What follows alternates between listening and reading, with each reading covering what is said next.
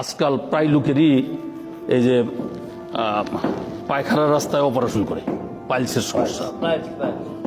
পাইলসের সমস্যা ওই গাছটার নাম তো আমি জানি না। এই যে এই ভাইয়ের বাড়ি থেকে আসার সময় রাস্তার কিনারে অনেক দেখেছি, এই যে বড় পাতা, মূলা পাতার মতো পাতা না, হিয়ালমতি।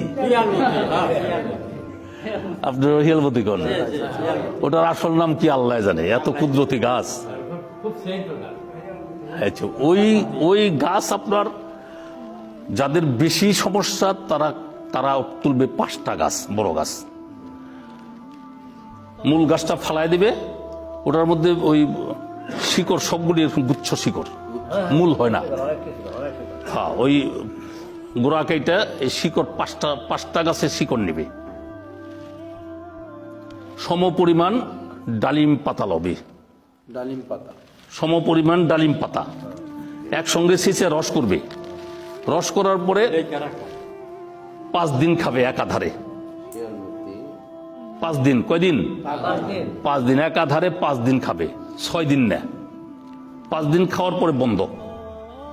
এই 5 দিন খাইলে বাদে রক্ত পড়া বন্ধ হয়ে যাব, ব্যথা বন্ধ হয়ে যাব, মরা ধরবো, যাই হোক। কারো এই একাধারে 5 দিন খাবে, এতেই ভালো হয়ে যাবে। 1 মাস, পুরো 1 মাস পার হওয়ার পরে যদি দেখে যে তার সমস্যা আছে, আবার 5 দিন খাবে।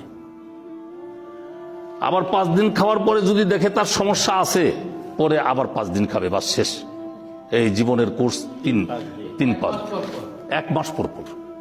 আল্লাহ পাকের মেহেরবানিতে একদম 100% গ্যারান্টি, ভালোই হয়ে যাবে। পাইলসের রোগ, গ্যাস, পায়খানার রাস্তায় গ্যাস হয়। ডালিম পাতা কয়টা হুজুর?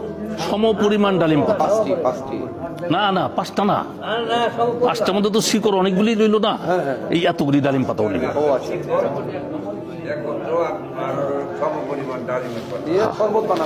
সেই রস করবে, রসটা খাবে। আচ্ছা, এই 3টা এমনি খেয়ে ফেলে কি আর চিনি মিছিল লাগবে? জি, আল্লাহ পাক আমাদের সকলকে এই সমস্ত ওষুধগুলি আমল করার তৌফিক দান করেন, যাতে শেফা থাকতে পারে।